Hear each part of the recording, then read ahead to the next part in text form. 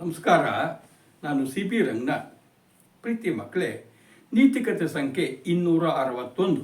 ಇವತ್ತಿನ ಕತೆ ವಿಷ್ಣು ಮತ್ತು ಲಕ್ಷ್ಮಿ. ನಮ್ಮ ನಾರದ ಮಹಾಮುನಿಗಳು ಪರಮಾತ್ಮನ ದರ್ಶನ ಪಡಿಬೇಕು ಅಂತ ಹೇಳಿ ವೈಕುಂಠಕ್ಕೆ ಬಂದರು.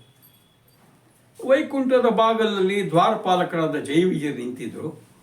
ತ್ರಿಕಾಲ ಜ್ಞಾನಿಗಳಾದ ನಾರದ ಮುನಿಗಳನ್ನು ನೋಡಿ, ಆಹಾ ನಾರದ ಮಹಾಮುನಿಗಳೇ ಬನ್ನಿ ಬನ್ನಿ ಅಂತ ಹೇಳಿ ಅವರನ್ನು ಸ್ವಾಗತ ಮಾಡಿ ಒಳಗಡೆಗೆ ಕಳಿಸಿದರು.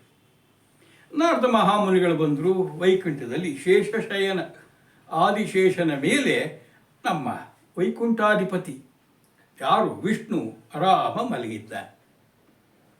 4 ಕೈ, ಹೌದಾ? ಸರಿ, ಕಾಲು ಒತ್ತುತ್ತಾ ಕೂತಿದ್ದ ಲಕ್ಷ್ಮೀ ದೇವಿ. ನಾರದ ಮಹಾಮುನಿಗಳು ಬಂದು ನಾರಾಯಣ ನಾರಾಯಣ ಅಂತ ಹೇಳಿ ಶ್ರೀನಿವಾಸ ಅಥವಾ ವಿಷ್ಣುಗೆ ನಮಸ್ಕಾರ ಮಾಡಿದರು. ಹಾಗೆ ಲಕ್ಷ್ಮೀ ದೇವಿಗೂ ನಮಸ್ಕಾರ ಮಾಡಿದರು. ತಾಯಿ, ಏನು ನಿನ್ನ ಮಹಿಮೆ ತಾಯಿ, ನಿನ್ನ ಅನುಗ್ರಹ ಆದರೆ ಎಂಥ ಬಡವನು ಶ್ರೀಮಂತನಾಗಿ ಬಿಡ್ತಾನೆ, ಜೀವನದಲ್ಲಿ ನೆಮ್ಮದಿ ಪಡಿತಾನೆ. ಎಲ್ಲ ನಿನ್ನ ಅನುಗ್ರಹಕ್ಕಾಗಿ ಒದ್ದಾಡ್ತಾರೆ ಪರಮಾತ್ಮ. ಇಂಥ ಸತಿಯನ್ನು ಪಡೆದ ನೀನೇ ಧನ್ಯ ಅಂತ ಹೇಳಿ ಹೆಂಡತಿ ಲಕ್ಷ್ಮೀ ದೇವಿನ ಹೊಗಳಿ ಶ್ರೀನಿವಾಸನಿಗೂ ವಿಷ್ಣುಗೂ ಹೇಳಿಬಿಟ್ರು. ಸರಿ, ಸ್ವಲ್ಪ ಹೊತ್ತು ಲಕ್ಷ್ಮೀ ದೇವಿ ಕಾಲು ಹೊತ್ತು ನಿಲ್ಲಿಸೆಲ್ಲೋ ಒಳಗಡೆ ಹೋದ್ಲು. ನಾರದರೆ ಸ್ವಲ್ಪ ಈ ಕಡೆ ಬಾ ಅಂಥೇಳಿ ಕರ್ಕೊಂಡು ಬಂದ. ವಿಷ್ಣು ಮುಖ ಬಾಡಿದ ಏನೋ ಚಿಂತೆ ಕಾಡ್ತಾ ಇದ್ದಂಗಿತ್ತು ಪರಮಾತ್ಮ. ಲೋಕದ ಎಲ್ಲ ಕಷ್ಟಗಳನ್ನು ಪರಿಹಾರ ಮಾಡೋ ನೀನೇ ಏನೋ ಚಿಂತೆಗೊಳಗಾದಂಗಿದೆಯಲ್ಲ, ಏನು ನಿನ್ನ ಸಮಸ್ಯೆ ಹೇಳ್ಬೋದಾದ್ರೆ ಹೇಳು. ನಾರದ, ನಿನ್ನ ಹತ್ರ ಬಿಟ್ಟು ಇನ್ಯಾರ ಹತ್ರ ಹೇಳಪ್ಪ? ನೋಡು ಹೇಳ್ತೀನಿ. ನೀನು ಇಷ್ಟೆಲ್ಲ ನನ್ನ ಹೆಂಡತಿಯನ್ನು ನನ್ನ ಮುಂದೆ ಹೊಗಳದಿ ಈಕೆಯನ್ನು ಸತಿಯಾಗಿ ಪಡೆದಿರದೆ ನಿನ್ನ ಭಾಗ್ಯ ಅಂತೆಲ್ಲ ಹೇಳಿಬಿಟ್ಟಿಯಲ್ಲಪ್ಪ. ನನ್ನ ಚಿಂತೆ ತಲೆನೋವಿಗೆ ಅವಳೇ ಕಾರಣ ಅಂಥೇಳಿ ನಾರದ ಹತ್ರ ವಿಷ್ಣು ಹೇಳಿದ ಕೂಡಲೇ, ಪರಮಾತ್ಮ ನಿನ್ನ ಮಾತು ನಾನು ನಂಬಲ್ಲ, ನಾನು ಯಾಕೋ ಅನುಮಾನ ಆಗ್ತಾ ಇದೆ ಅಂದ. ಹೌದಪ್ಪ, ನನ್ನ ಮಾತು ನಂಬಲ್ಲ, ನೋಡು ಅಂಥೇಳಿ ವಿಷ್ಣು ಒಂದು ಹಳ್ಳಿಯನ್ನು ತೋರಿಸ್ದ. ಹಿಂದೆ ನಡೆದ ಘಟನೆ ಬಿಚ್ಕೊಳ್ತಾ ಹೋಯಿತು. ಹಳ್ಳಿಯಲ್ಲಿ 100 ಮನೆ ಇದೆ, ಜನ ಇದ್ದಾರೆ, ಒಂದು ದೇವಸ್ಥಾನ ಇದೆ. ಆದರೆ ಜನ ಅನಾಗರಿಕರು, ಸ್ವಾರ್ಥಿಗಳು, ಕಳ್ತನ, ಸುಳ್ತನ, ಮೋಸ, ವಂಚನೆ ಎಲ್ಲ ಇದೆ. ಒಳ್ಳೆತನ ಅನ್ನೋದೇ ಇಲ್ಲ. ಒಬ್ಬೊಬ್ಬರು ಹೊಡೆದಾಡ್ಕೊಳ್ತಿದ್ರು. ನಾವು ಕಾಮ, ಕ್ರೋಧ, ಮೋಹ, ಮದ, ಲೋಭ ಎಲ್ಲ ತುಂಬಿಲ್ಲ. ಒಳ್ಳೆಯವ್ರನ್ನ ದೀಪ ಹಾಕೊಂಡು ಹುಡುಕಿದ್ರು ಸಿಗ್ತಾ ಇಲ್ಲ, ಹಂಗಾಗಿಬಿಟ್ಟಿದ್ರು. ನಮ್ಮ ವಿಷ್ಣು ಈ ಹಳ್ಳಿಯನ್ನು ಉದ್ಧಾರ ಮಾಡಬೇಕು. ಜನ ಸತ್ಯ, ನ್ಯಾಯ, ಧರ್ಮದ ಹಾದಿಯಲ್ಲಿ ನಡಿಬೇಕು, ಪರೋಪಕಾರಿಗಳಾಗಿರಬೇಕು, ಇರೋಷ್ಟು ತೃಪ್ತಿ ಪಡಿಬೇಕು, ಹಣ ಅಂತೇಳಿ ಸಾಯಬಾರ್ದು. ಎಲ್ಲರೂ ಯೋಚನೆ ಮಾಡಿಕೊಂಡು ಹರಿಕತೆ ದಾಸನ ರೂಪದಲ್ಲಿ ಆ ಹಳ್ಳಿಗೆ ಬಂದುಬಿಟ್ಟ. ಒಳ್ಳೆ 5 ಅಡಿ ಎತ್ತರ, ಕೆಂಪು ಬಣ್ಣ, ಏನು ತುಂಡು ಮುಖ, ಹೊಳೆಯುವಂಥ ಕಣ್ಣು, ಇಲ್ಲಿ ತನಕ ಕೂದಲಿದೆ, ಹಣೆಯಲ್ಲಿ ತಿಲಕ ಇದೆ, ಏನು ಗಂಧ ಎಲ್ಲವನ್ನು ಹಚ್ಕೊಂಡಿದ್ದಾನೆ. ರೇಷ್ಮೆ ವಸ್ತ್ರ ಇದೆ, ಪಂಚೆ ಕಚ್ಚೆ ಹಾಕ್ಕೊಂಡಿರೋದು, ಮೇಲೊಂದು ಜುಬ್ಬ, ಶಲ್ಲೆ ಎಲ್ಲ ಇದೆ, ತಾಳ ತಂಬೂರಿ ಇದೆ, ಸೀದಾ ಕಾಲಲ್ಲಿ ಗೆಜ್ಜೆ ಬೇರೆ ಇದೆ. ಬಂದೇ ಬಿಟ್ಟ. ದೇವಸ್ಥಾನದ ಮುಂದೆ ಸುಶ್ರಾವ್ಯ ಹಾಡ್ತಾ ಇದ್ದಾನೆ, ಕುಣಿತಿದ್ದಾನೆ. ಬನ್ನಿ ನಿಮಗೊಂದು ಕತೆ ಹೇಳ್ತೀನಿ ಬನ್ನಿ ಅಂದ ಕೂಡಲೇ ಅಲ್ಲಿರೋರು 10 ಜನ ಬಂದರು. ಯಾಕೆ? ಹರಿಕತೆ ದಾಸರ ಆಕೃತಿ, ಅವರ ವೇಷ ಭೂಷಣ, ಅವರ ಸುಶ್ರಾವ್ಯವಾದ ಕಂಠ, ಮಾತುಗಾರಿಕೆ ಅವ್ರನ್ನ ಹಾಕಿ ಸೆಳೆದು ಬಿಡ್ತು ಅಯಸ್ಕಾಂತದ ಹಾಕಿ. ಅವರೆಲ್ಲ ಬಾಯಿ ಕಳ್ಕೊಂಡು ಕೂತು ಬಿಟ್ಟರು. ಒಂದು 10-15 ಜನ ಇದ್ದಾರೆ. ಅಷ್ಟು ಜನಕ್ಕೆ 1 ಗಂಟೆ, 6ರಿಂದ 7 ಗಂಟೆ, 1 ಗಂಟೆ ಹರಿಕತೆ ದಾಸರು ತುಂಬ ಸೊಗಸಾಗಿ ಒಂದು ಕಥೆಯನ್ನು ಭಾವಪೂರ್ಣವಾಗಿ ಹೇಳಿದರು. ಅದನ್ನು ಕೇಳಿ ಎಲ್ಲರಿಗೂ ಭಾಳ ಸಂತೋಷ ಆಯಿತು. ಅವ್ರು ಯಾವುದೋ ಲೋಕಕ್ಕೆ ಹೋಗಿಬಿಟ್ರು. ಅವರಿಂದ ಮಂತ್ರಮುಗ್ಧರಾಗಿ ಕೂತು ಬಿಟ್ಟಿದ್ರು. 1 ಗಂಟೆ ಹೋದರು. ಮಾರನೇ ದಿನ ತಮ್ಮ ಹೆಂಡತಿ ಮಕ್ಕಳಿಗೆ ಹೇಳಿ ಅವ್ರನ್ನೆಲ್ಲ ಕರ್ಕೊಂಬಂದ್ಬಿಟ್ರು. 100 ಜನ, ಹಿಂದಿನ ದಿನ 10 ಜನ ಇದ್ರು, 100 ಜನ ಆಗಿಬಿಟ್ಟಿದ್ದಾರೆ. ಅಯ್ಯೋ, ಹರಿಕತೆ ದಾಸರು ಭಾಳ ಚಂದ ಹರಿಕತೆ ಹೇಳ್ತಾ ಇರುತ್ತೆ, ಹೋಗ್ಬೇಕು ಅಂಥೇಳಿ ಪ್ರತಿ ಮನೆಯಲ್ಲೂ ಹಳ್ಳಿಲೂರು ಎಲ್ಲ ಬರಕ್ಕೆ ಶುರು ಮಾಡಿಬಿಟ್ರು. 500, 600, 1000 ಜನ ಕೂತ್ಕೊಳ್ತಿದ್ದಾರೆ. ಜಾಗನೇ ಇಲ್ಲ. 6 ಗಂಟೆಯಿಂದ 7 ಗಂಟೆ ಹರಿಕತೆ ಆದರೆ ಜನ ಏನು 2 ಗಂಟೆ ಮುಂಚೆ ಓಡಿ ಬಂದು ಕೂತ್ಕೊಳ್ಳೋಕೆ ಶುರು ಮಾಡಿಬಿಟ್ರು. ಹರಿಕತೆ ಬಿಡೋಕ್ಕೆ ತಯಾರಿಲ್ಲ. ಯಾಕೆ?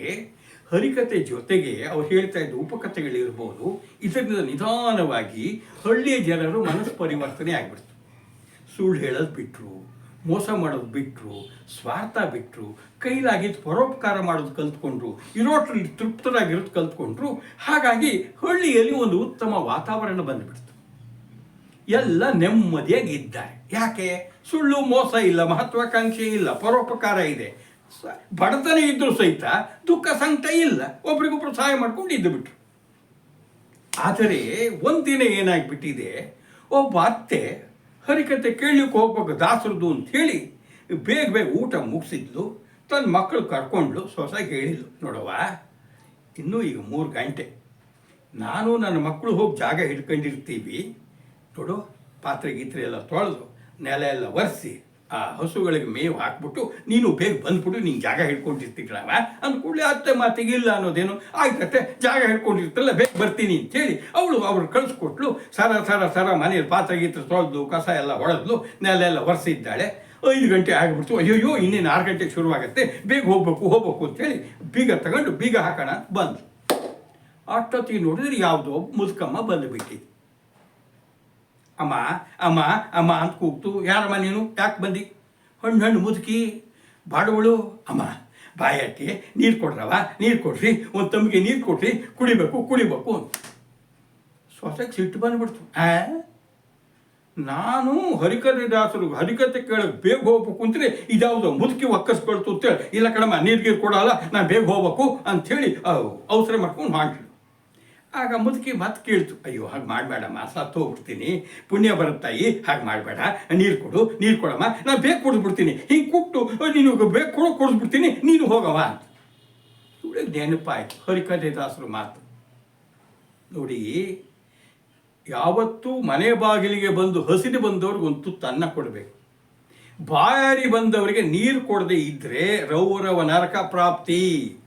ನೀರು ಅಂತ ಕೇಳಿದವ್ರು ನೀರು ಕೊಡದೆ ನಿಮಗೆ ಮುಂದಿನ ಜನ್ಮದಲ್ಲಿ ಹಲ್ಲಿಯಾಗಿ ಹುಡ್ತೀನಿ ಅಂತ ಹೇಳಿದ್ರೆ ಬೇಡಪ್ಪ, ಹರಿಕತೆ ದಾಸರಿಗೆ ಇಷ್ಟ ಬರುತ್ತೆ, ನಾವು ಯಾಕೆ ಇಷ್ಟೆಲ್ಲ ಬುದ್ಧಿ ಹಿಂಗೆ ಮಾಡಬಾರ್ದು ಅಂತೇಳಿ, ಅಮ್ಮ ಬೇಗ ಕುಡಿತಾಯಿ, ತಪ್ಪು ತಿಳ್ಕೊಬೇಡ, ಕೂತ್ಕೊ ಅಂತೇಳಿ ಮನೆ ಒಳಗಡೆಗೆ ಒಂದು ತಮ್ಗೆ ತೊಳ್ಕೊಂಡು ತಮ್ಗೆ ತುಂಬ ನೀರು ತಂದು ಕೊಟ್ಟಲು. ಹಿತ್ತಾಳೆ ತಮ್ಗೆ ಮುದುಕಿ ಘಟ ಘಟ ಘಟ ಘಟ ಕುಡಿದ್ಲು. ತೃಪ್ತಿ ಆಯಿತು. ತಂಬಿಗೆಯನ್ನು ಸೊಸೆ ಕೈ ಕೊಟ್ಟಳು. ಸೊಸೆ ನಿಂತೇ ಇದ್ದಾಳೆ, ಒಳಗೆ ಹೋಗ್ತಿಲ್ಲ. ಮುದುಕಿ ಕೇಳಿತು, ಅಲ್ಲವಾ ಬೇಗ ಹೋಗಿ ಬೀಗಕ್ಕೆ ಇಟ್ಕೊಂಡಿದ್ದೆ, ಬೀಗ ಹಾಕ್ಕೊಂಡು ಅದೆಲ್ಲ ಹೋಗ್ಬೇಕು ಹೋಗವ, ನೀರು ಕುಡ್ದಾತು, ಭಾಳ ಸಹಾಯ ಆಯ್ತವ ಅಂತ ಕೈ ಮುದುಕಮ್ಮ ನನ್ನ ತಂಬಿಗೆ ಕೊಡವ. ಏನವ ಕೈಯಲ್ಲಿ ಹಿಡ್ಕೊಂಡಿದ್ದೀಯ, ನಾನು ಕೊಟ್ಟಿದ್ದು ಅಂತ. ನನ್ನಷ್ಟು ದಡ್ಲು ಅಂದ್ಕೊಂಡಿದ್ದೀಯ. ನಾನು ನಿನಗೆ ಹಿತ್ತಾಳೆ ತಂಬಿಗೆನಲ್ಲಿ ನೀರು ಕೊಟ್ಟೆ, ನೀರು ಕುಡ್ದು ನನ್ನ ಕೈಯಲ್ಲಿ ಬಂಗಾರ ತಂಬಿಗೆ ಕೊಟ್ಟಿದ್ದೆ. ಬೇಡವ, ಬೇಡ. ಅಯ್ಯೋ ಇರ್ಲವ, ಯಾವುದೋ ಒಂದು ತಗೊಂಡೋಗಿ ಒಳಗೆ ಇಟ್ಕೋ, ಬೇಗ ಹೋಗು, ಹೊತ್ತಾಗತ್ತೆ. ಬಂಗಾರ ಬೇಡ. ನೋಡು, ನಮ್ಮಲ್ಲಿ ಹಿತ್ತಾಳೆ ತಾಮ್ರ ಇವೇ ಇರೋದು. ನಾವೇನಿದು ಅದ್ರ ಸುಖವಾಗಿದ್ದೀವಿ. ಈ ಬಂಗಾರಕ್ಕೆ ಆಸೆ ಪಡಬಾರ್ದು. ಆಸೆಯಿಂದ ನಾವು ಹಾಳಾಗಿ ಹೋಗ್ತೀವಿ. ನಮ್ಮ ಹರಿಕತೆ ಅಂತ ಹೇಳಿದ್ದೇವೆ. ಬೇಡ ಕಣವ, ತಗೊಳವ, ತಗೋ ನನಗೆ ಬೇಡ, ನಮ್ದು ಹಿತ್ತಾಳೆ ತಮಗೆ ಕೊಟ್ಬಿಡು. ಅಯ್ಯೋ ನಮ್ಮವನೇ, ನಾನೇನು ಕಳ್ಳಿನ? ನೋಡು ನನ್ನ ಚೀಲ ನೋಡು, ನನ್ನ ಹತ್ರ ಬೆಳ್ಳಿ ಬಂಗಾರಿಯಲ್ಲಿ ಬರಬೇಕವ. ನಾನು ಬಡವಳು, ನಿಮ್ಮ ಮನೆಗಾರು ಹಿತ್ತಾಳೆ ತಾಮ್ರ ಇದ್ದಾವೆ ನೋಡು ಅಂಥೇಳಿ ಒಂದು ಕೈ ಚೆಲ್ಲಿ ಇಟ್ಕೊಂಡಿದ್ದು, ಅದು ಒಂದು ಹರಕು ಸೀರೆ ಬಿಟ್ಟರೆ ಏನೂ ಇಲ್ಲ. ಅದೇ ಹೌದು. ಹಂಗಾರೆ ನಾನು ಕೊಟ್ಟಿದ್ದು ಹಿತ್ತಾಳೆ ತಮಗೆ, ಈ ಮುದುಕಮ್ಮ ಕೊಡ್ತಾ ಇರೋದು ಬಂಗಾರದ ತಮಗೆ. ಇದು ಹೆಂಗೆ ಅಂತ ತಲೆ ಕೆಟ್ಟು ಮುದುಕಮ್ಮ, ಇದೇನಿದು ತಮಗೆ ಹೆಂಗೆ ಬಂಗಾರ ಆಯ್ತು? ಅಯ್ಯೋ ತಾಯಿ, ನನಗೂ ಗೊತ್ತಿಲ್ಲ, ನನ್ನ ಹತ್ರ ಏನಿಲ್ಲ. ಅಕಸ್ಮಾತ್ ಏನಾದ್ರು ನನ್ನ ಕೈ ನೀನು ತಮಗೆ ತಾಕಿದ್ದಿಗೆ ಬಂಗಾರ ಆತ ಏನೋ ಗೊತ್ತಿಲ್ಲ ಕಣವ, ಆದರೂ ಆಗ್ಬೋದೇನೋ. ಎಲ್ಲ ತಮಾಷೆ ಮಾಡ್ತೀಯ. ಆಗಲಿ ನೋಡೋಣ, ಒಂದು ಕೆಲಸ ಮಾಡೋಣವ, ಈ ಬೀಗ ಮುಚ್ಚಿಬಿಡು, ಬೀಗ ಬಂಗಾರ ನೀನು ಮಾತು ನಂಬ್ತೀನಿ. ಮುದ್ಕಮ್ಮ ಹೋಯ್ತು, ಬೀಗ ಮುಟ್ಟು ಠಣ್ ಅಂತೇಳಿ ಆ ಬೀಗ ಬಂಗಾರ. ಬೀಗ ಕೈ ಮುಟ್ಟು ಬೀಗ ಕೈಯು ಬಂಗಾರ. ಈ ಮುದ್ಕಮ್ಮನ ಕೈಯಲ್ಲಿ ಏನೋ ಮ್ಯಾಜಿಕ್ ಇದೆ, ಏನೋ ಮಂತ್ರ ಶಕ್ತಿ ಇದೆ. ನೀನೇನು ಮಂತ್ರ? ಇಲ್ಲ ಕಣವ, ನಾನು ಹಣ್ಣು ಮುದುಕಿ ಭಿಕ್ಷೋದವಳು, ನನ್ನ ಕೈಯಲ್ಲಿ ಏನವ, ನನ್ನ ಕೈಯಲ್ಲಿ ಏನಿಲ್ಲ. ಹಾಗಾದ್ರೆ ಒಳಗೆ ಬಾ ಅಂತೇಳಿ ಅಲ್ಲಿ ತೊಟ್ಟಿಗೆ, ತಂಬಿಗೆ, ಬಿಂದಿಗೆ, ಕೊಡಪಾನ ಎಲ್ಲ ಮುಗಿಸಿ ಎಲ್ಲ ಬಂಗಾರ ಆಗ್ಬಿಡ್ತು. ಅಷ್ಟೊತ್ತಿಗೆ ಸಾಯಂಕಾಲ ಆಗ್ಬಿಡ್ತು.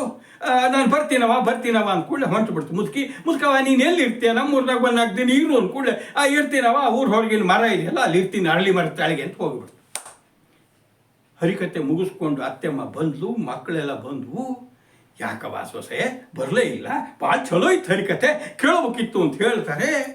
ಅಯ್ಯೋ ಅತ್ತಮ್ಮ ಒಂದು ತಮಾಷೆ ಆಯ್ತು, ಏನಾಯ್ತು ಅಂದ್ಕೊಳ್ಳಿ ಎಲ್ಲ ಹೇಳಿದ್ಲು. ಹಾಂ ಹೌದಾ ಬೀಗ ಬೀಗ ಕೈ, ಲೋಟ, ತೊಂಬಿಗೆ, ತಟ್ಟೆ, ಪಾತ್ರೆ ಎಲ್ಲ ಬಂಗಾರ. ನಮ್ಮ ಬಡತನ ಹೋತಾವ, ಭಾಳ ಒಳ್ಳೆ ಕೆಲಸ ಮಾಡಿದ್ವಿ, ಹರಿ ಕೆಲಸ ಕೇಳದೇ ಇರೋ ಪರವಾಗಿಲ್ಲ, ಇಷ್ಟೆಲ್ಲ ಆಯ್ತಲ್ಲ. ಅಕ್ಕಪಕ್ಕದ ಮನೇಲಿ ಸೊಸೆ ಸ್ನೇಹಿತರಿದ್ರು, ಊಟ ಆದ್ಮೇಲೆ ಬಂದರು. ಯಾಕಮ್ಮ ಬರಲಿಲ್ಲ? ಎಷ್ಟು ಚಲೋ ಹರಿಕತೆ ಹೇಳಿದರು, ನೀನು ಒಳ್ಳೆ ಇದು ಕಳ್ಕೊಂಬಿಟ್ಟಿ ಅಂತ.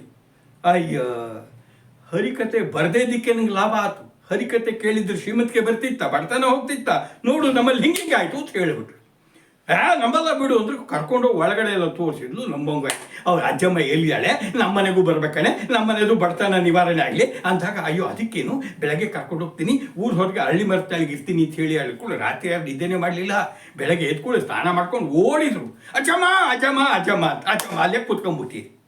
ಅಜ್ಜಮ್ಮನ ಕರ್ಕೊಂಬಂತರು, ನಮ್ಮನೆಗೆ ಬಂಗಾರ ಮಾಡು, ನಮ್ಮನೆಗೂ ಮುಟ್ಟು ಅಂತ.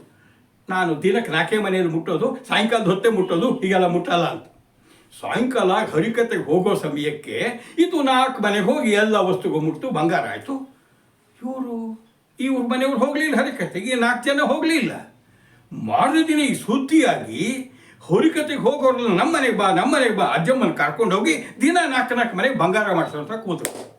ನಮ್ಮ ಹರಿಕತೆ ದಾಸರು ಅಷ್ಟೊಂದು ಕಷ್ಟಪಟ್ಟು ಊರನ್ನೆಲ್ಲ ಯೋಗ್ಯರನ್ನಾಗಿ ಮಾಡಿದ್ರು. ಹರಿಕತೆ ಕೇಳೋರೇ ಇಲ್ಲ. ಅವ್ರು ಹಾಡ್ತಾರೆ, ಕುಣಿತಾರೆ, ಏನೇನು ಮಾಡ್ತಾರೆ, ಬರ್ರೋ ಅಯ್ಯೋ ದಾಸ, ನಿನ್ನ ಮಾತು ಯಾವನ್ ಕೇಳ್ತಾರೋ, ನಿನ್ನ ಮಾತು ಕೇಳಿ ಬರೀ ಉಪವಾಸ. ಈ ಅಜ್ಜಮ್ಮನ ನೋಡು, ಮನೆಯೆಲ್ಲ ಬಂಗಾರ ಮಾಡ್ತು ಅಂತ ಹೇಳಿ ಕುಣಿದ್ರು. ಮತ್ತೆಲ್ಲ ಹಣದ ಆಸೆಗೆ ಬಿದ್ದು ಒಬ್ರಿಗೊಬ್ಬರು ಹೊಡ್ಕೊಂಡು ಹಾಳಾಗೋದು. ನೋಡಪ್ಪ, ಇದೇ ಆಗಿದ್ದು. ನೀನು ಹೊಗಳಿದೆಯಲ್ಲ, ನಾನು ಹೆಂಡ್ತಿ ಕಲ್ಯಾಣ ಗುಣ ನೋಡಿದ್ದು. ಏನು ಮಾಡ್ಲೋ, ನಾನು ಅವ್ರನ್ನೆಲ್ಲ ಹಿಡಿದು ಮೇಲೆ ಎತ್ತಬೇಕು ಅಂದರೆ ಇವಳು ಕೆಳಗೆ ಎಳ್ಕೊಂಡು ಹೋಗ್ತಾರೆ. ಪರಮಾತ್ಮ ಬದುಕಬೇಕಾದ್ರೆ ಹಣನೂ ಬೇಕು, ಗುಣನೂ ಬೇಕು. ಏನು ಮಾಡಬೇಕು? ಒಂದು ಕೆಲಸ ಮಾಡಲಾರ್ದ, ನೀನು ತ್ರಿಲೋಕ ಸಂಚಾರಿ, ನೀನು ಲೋಕದಲ್ಲಿ ಸಾರಬೇಕಾಗಿದ್ದಿದೆ. ಒಂದು ಧರ್ಮವನ್ನು ಪಾಲಿಸಲಿ, ಏನು ಬರುತ್ತೋ ಹಣವೂ ಬೇಕು, ಆದರೆ ಹಣವೇ ಬದುಕಲ್ಲ. ಹಾಗೆ ಹಣ ಜೊತೆಗೆ ಧರ್ಮ ಎರಡನ್ನೂ ಪಾಲಿಸಿ ಉದ್ಧಾರ ಆಗಲಿ ಅಂತೇಳಿ ಸಾರ್ಥ ಹೋಗು ಅಂದ್ಕೊಳ್ಳಿ. ನಾರಾಯಣ ಅಂತ ನಾರದ ಮುನಿಗಳು ಹೊಂಟುಬಿಟ್ರಂತೆ. ನೋಡಿ ಮಕ್ಕಳೇ, ನೆನಪಿರಲಿ, ನೀವು ವಿದ್ಯೆ ಕಲಿತೀರ, ಹಣನೂ ಸಂಪಾದಿಸಿ, ಆದರೆ ಹಣ ಒಂದೇ ಇಲ್ಲದೇನೆ ಗುಣವೂ ಇರಲಿ. ಹಣ ಗುಣ ಎರಡೂ ಇದು ನಿಮ್ಮ ಬದುಕು ಬಂಗಾರ ಆಗತ್ತೆ, ನೆನ್ಪಿಟ್ಕೊಳ್ಳಿ. ನಾನು ಮೊದಲೇ ಹೇಳಬೇಕಿತ್ತು, ಯಾರ್ಯಾರು ನಮ್ಮ CBR ಈ ನೀತಿಕತೆಗಳು ಚಾನಲ್ಲಿಗೆ ಸಬ್ಸ್ಕ್ರೈಬರ್ ಆಗಿಲ್ಲ, ದಯವಿಟ್ಟು ಸಬ್ಸ್ಕ್ರೈಬರ್ ಆಗಿ, ಸಂಖ್ಯೆ ಹೆಚ್ಚಲಿ. ಎಲ್ಲರಿಗೂ ನಮಸ್ಕಾರ.